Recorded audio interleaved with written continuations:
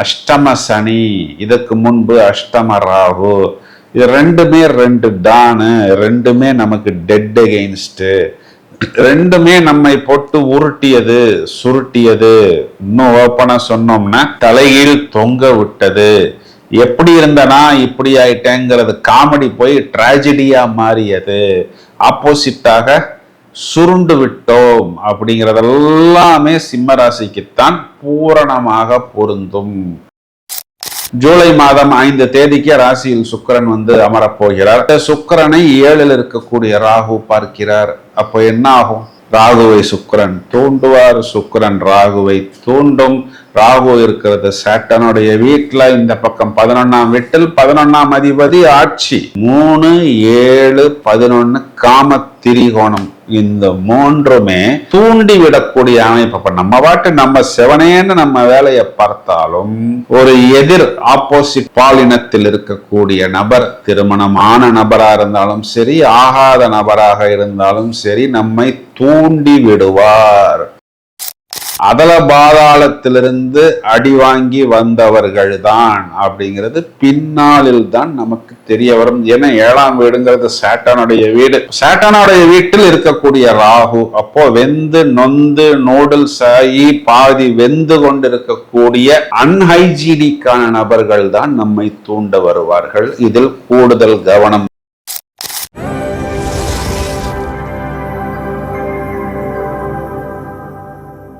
புதிதாக இந்த நிகழ்ச்சியை காண்பவர்கள் அனைவரையும் வரவேற்கிறோம். 25 வருட அனுபவம் நிறைந்த எனது பெயர் வேல் சங்கர், ஆஸ்ட்ரோ நியூமராலஜிஸ்ட். 20,000 குழந்தைகளுக்கு மேல் பெயர் அமைத்துள்ளோம். ஏராளமான ஜோதிடம் மற்றும் வாஸ்து எண் கணிதம் சம்பந்தப்பட்ட தகவல்களை இதற்கு முன்பு வலைத்தளங்களில் தெரிவித்துள்ளோம்.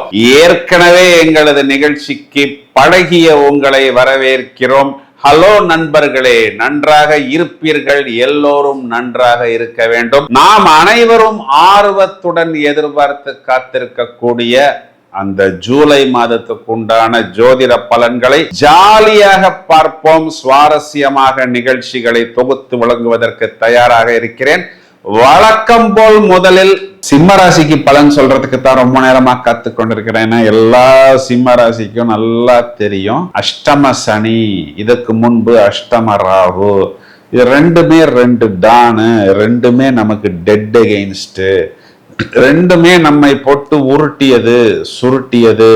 இன்னும் ஓப்பனா சொன்னோம்னா தலையில் தொங்க விட்டது. எப்படி இருந்தனா இப்படி ஆயிட்டேங்கிறது காமெடி போய் டிராஜடியா மாறியது. ஆப்போசிட்டாக சுருண்டு விட்டோம் அப்படிங்கிறதெல்லாமே சிம்ம ராசிக்குத்தான் பூரணமாக பொருந்தும். இப்ப நம்ம நிகழ்ச்சியை தொடர்ந்து பார்த்து கொண்டிருக்கக்கூடிய நபர்களுக்கு நன்றாக தெரியும், நம்மை சுருட்டிய சாட்டன் குருவின் பார்வையில் சுருண்டு விட்டார். இப்போ இவ்வளவு நாள் நம்ம எல்லாரும் வெறுத்து பார்த்தார்கள். அதுக்கு காரணமான கிரகங்கள் இப்பொழுது ஒரு கட்டுக்குள் அடங்கி விட்டது, நீர்த்து போய்விட்டது.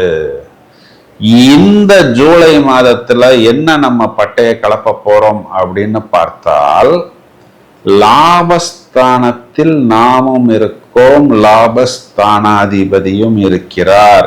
இவ்வளவு நாள் நாம் கடன் பட்டதுக்கு, அந்த கடனை சரி செய்வதற்கு, அந்த கடனை சமாளிப்பதற்கு லாபாதிபதி ஆட்சி, ராசியாதிபதியும் அவர் கூட சேர்ந்திருக்கிறார் முதல் 17 நாட்கள்.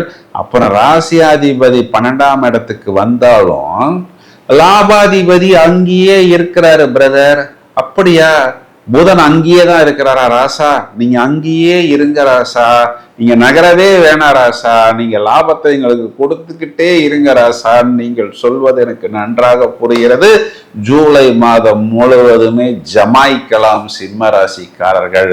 லாபத்தை கிள்ளி கொடுக்காமல் அள்ளி கொடுப்பதற்கு காரணம் 3ஆம் இடம் வெற்றி ஸ்தானத்தில் லாபாதிபதி, குறிப்பா திருவாதிரை நட்சத்திரத்திலும் பிறகு உங்களுக்கு புனர்பூசத்திலும் அவர் என்ன பண்றாருன்னா புஷ்கர் நவாம்சம் மற்றும் வர்க்கோத்தமம் அப்படிங்கிற நிலையை அடைகிறார். அப்படின்னா என்ன அர்த்தம்னா, மீனராசி மண்டலத்தில் நவாம்சத்தில் வரும், பிறகு அவர் வந்து நவாம்சத்தில் வர்க்கோத்தம நிலை. அப்படின்னா ஒரு 100 ரூபாய் லாபம் கிடைக்க வேண்டிய இடத்தில் 200 ரூபாய் லாபம் கிடைக்கும்னு தான் ஜோதிட விதி சொல்கிறது.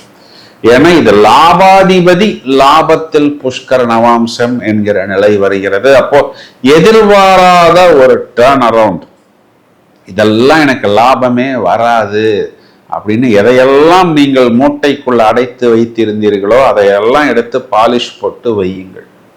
கஸ்டமர் வருவார்கள். தேவையில்லாத பழைய விஷயங்களுக்கு கூட ஒரு நல்ல அங்கீகாரம் கிடைக்கும்.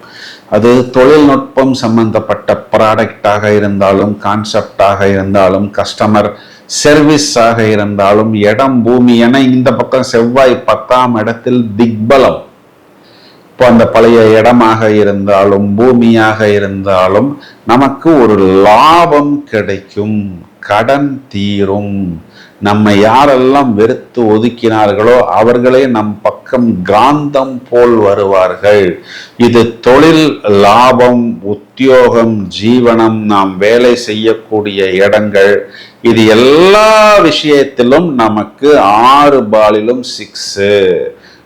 ஆடி மாதம் பிறந்து ராசியாதிபதி சூரியன் விரயத்துக்கு வந்தாலும் சுப விரயம்.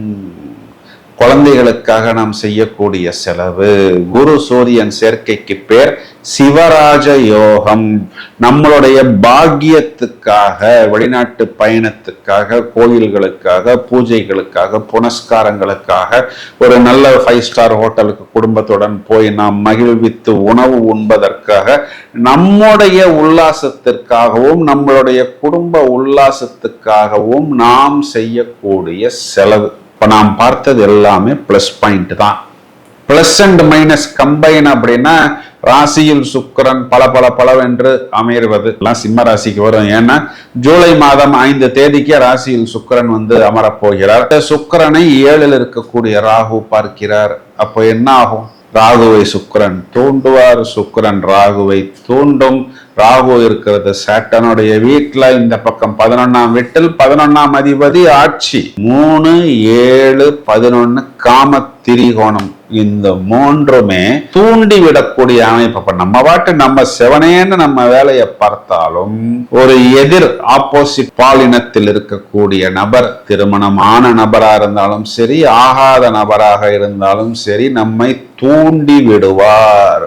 இப்போ யாரெல்லாம் இதற்காக ஏங்கி கொண்டிருக்கிறார்களோ, ஒரு காதலுக்காக, நட்புக்காக, லிவிங் டுகெதருக்காக நிறைய வாய்ப்புகள் வரும். நல்ல விஷயங்கள், நல்ல பழக்க வழக்கங்களை மட்டும் எடுத்துக்கொள்ளுங்கள். பிறகு சுக்கிரன் உங்களுக்கு 2ஆம் இடத்தில் நீசம் அடையும் பொழுது இதுவே நமக்கு நெகட்டிவாக மாறும். அதனால் நம்மளுடைய கலாச்சாரத்திற்கு என்ன ஒத்து வருமோ அதனை மட்டும் எடுத்துக்கொள்ளுங்கள். ஏன்னா நம்மை தூண்டி விடக்கூடிய நபர்கள் எல்லாம் பார்க்கறதுக்குத்தான் நல்லா பளிச்சுன்னு மேக்கப்புடன் அப்படியே ஒரு லுக்காக இருப்பார்கள். அந்த பக்கம் அவர்கள் அதல பாதாளத்திலிருந்து அடி வாங்கி வந்தவர்கள் தான் அப்படிங்கிறது பின்னாளில் தான் நமக்கு தெரிய வரும். ஏன்னா 7ஆம் வீடுங்கிறது சாட்டனுடைய வீடு. சாட்டனுடைய வீட்டில் இருக்கக்கூடிய ராகு. அப்போ வெந்து நொந்து நூடுல்ஸ் ஆகி பாதி வெந்து கொண்டிருக்கக்கூடிய அன்ஹைஜீனிக்கான நபர்கள் தான் நம்மை தூண்ட வருவார்கள். இதில் கூடுதல் கவனம் தேவை. என்ன பண்ணலாம் அப்படின்னா, புதிதாக பழகக்கூடிய நபர்கள்ட்ட வாங்க பிரதர், வாங்க சிஸ்டர் அப்படின்னு அந்த பிரதர் சிஸ்டர்ங்கிற வார்த்தையை மட்டும் கொஞ்சம் அழுத்தம் திருத்தமாக சொல்வது. அவர்கள் என்ன பண்ணிடுவார்கள், நம்ம தேடி வந்த ஆள் இவர் இல்லையே, அட்ரஸ் மாதிரி வந்துட்டோமோ என்று பக்கத்து வீட்டுக்கோ பக்கத்து ஆபீஸுக்கோ போய்விடுவார்கள். என்ன தூண்டி விடக்கூடிய ராகுங்கிறவர் சொந்த நட்சத்திரத்திலேயே நிற்கிறார். இதுதான் இங்க பிரச்சனையே. இதை மட்டும் கவனமாக பார்த்து கொள்ள வேண்டும். இதற்கு செவ்வாய், வெள்ளி, ஞாயிற்றுக்கிழமைகளில் ராகு காலங்களில் துர்க்கையை வழிபாடு செய்வது, அஷ்டமி, பௌர்ணமி, அமாவாசை திதிகளில் வாராகி அம்மன், துர்கா வழிபாடு, இதெல்லாம் கைமேல் பலன் கொடுக்கும். வரக்கூடிய நபர்கள் அப்படியே திரும்பி சென்னை அசோக் நகரா, அப்ப அவங்க டி நகருக்கு போய் விடுவார்கள். அந்த அளவுக்கு உங்களுக்கு கவச்சம் போல் இந்த பாதுகாப்பு உங்களை வழி நடத்தும். சிம்மராசி சகோதரிகள் எடுத்துக்கிட்டோம்னா, கணவனை குறிகாட்டக்கூடிய செவ்வாய் 11 லாபத்தில் பட்டையை கலப்பதற்கு தயாராக இருக்கிற 7க்குரிய சாட்டானுக்கு குரு பார்வை. 2 நிலைகள்லையுமே அபிவிருத்தி, காலகத்துவ பாவகத்தின் நிலைகள்ல அபிவிருத்தி. கண்டிப்பாக மாணவர்கள் கூடுதலான ஒரு விழிப்புணர்வை கல்வியில் வெளிப்படுத்துவார்கள். இந்த டீனேஜ், காலேஜ் இந்த மாதிரி ஒரு வயதில் இருக்கக்கூடிய நபர்களுக்கு சின்ன சின்ன டிஸ்டர்பன்சஸ் வரும். அவையடக்கம், மெடிடேஷன், யோகா, தியானம், நம்மளுடைய இலக்கு, நம்மளுடைய கல்வி, வெற்றி, வேலை வாய்ப்பு, வியாபாரம் என்று போக்கஸாக செயல்படுவது கைமேல் பலன் கொடுக்கும். சிவ வழிபாடு மேலும் மேலும் அபிவிருத்தியை ஏற்படுத்தி கொடுக்கும். வயதில் மூத்த நபர்கள் வயிறு, அடிவயிறு சம்பந்தப்பட்ட விஷயங்கள், கால் பாதங்கள் கவனமாக பார்த்து கொள்ள வேண்டும். தேவையான இயற்கை உணவு, ஃபிட்னஸ், யோகா, வாக்கிங் போன்ற விஷயங்களில் ஈடுபட்டால் கண்டிப்பாக உங்களுடைய ஹெல்த் நன்றாக இருக்கும். வயதில் மூத்த நபர்களுக்கு ஒரு பெரிய பிளஸ் பாயிண்ட் என்னன்னா, புத்திரஸ்தானாதிபதி உச்சம், வெளிநாட்டு தொடர்பில் இருக்கக்கூடிய உங்களுடைய குழந்தைகளுக்கு அபிவிருத்தி ஏற்படும். மேலும் சுகஸ்தானாதிபதி சொந்த வீட்டை பார்க்கிறார். இப்ப ராசியில் சுக்கிரனாவே ஒரு ஒளி பொருந்திய தேஜஸ், கம்ஃபர்ட், லக்ஸுரி, இடம், பூமி சம்பந்தப்பட்ட விஷயங்களில் அங்கீகாரம், இவை எல்லாம் கண்டிப்பாக வரிசையாக ஏற்படும். இந்த வாய்ப்பை உபயோகித்துக் கொள்ளுங்கள். ஏன்னா உங்களுக்கு லாபாதிபதி லாபத்துல போய் ஆட்சி, இதற்கு பெயர் நிகரற்ற லாபம். வெளிநாட்டு வாய்ப்பு, வெளிநாட்டு தொடர்பு மொத்தமாகவே சிம்ம ராசிக்காரர்களை நன்றாக தூக்கி கொடுக்கும்னு சொல்வதுதான் நிதர்சனமான உண்மை. இப்பொழுது நாம் இதுவரை பார்த்த இந்த பலன்களுக்கு உண்டான கிரக நிலைகளை எடுத்துக்கொண்டால், ஜூலை மாதம் 5ஆம் தேதி சுக்கிரன் என்ற கிரகம் சிம்ம ராசி மண்டலத்துக்குள் சஞ்சாரம் செய்ய இருக்கிறார்.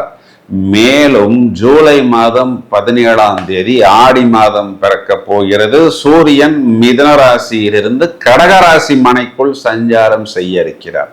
எல்லா அம்மன் கோயில்லையும் இந்த கோலாகலம், குதூகலம், எல்லா அம்மன் கோயில்லையுமே பிரதானமான வழிபாடுகள் ஆடி மாதம் முழுவதுமே விஸ்தாரமாக இருக்கும் என்பது அனைவருக்கும் நன்றாகவே தெரியும்.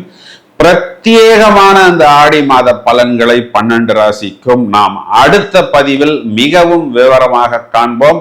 அதுவரை தொடர்ந்து இணைப்பில் இருங்கள். மேலும் இந்த பதிவை உங்களது நண்பர்களுக்கும் உறவினர்களுக்கும் ஷேர் செய்யுங்கள். வாழ்த்துக்கள், வெற்றி. Thank you friends.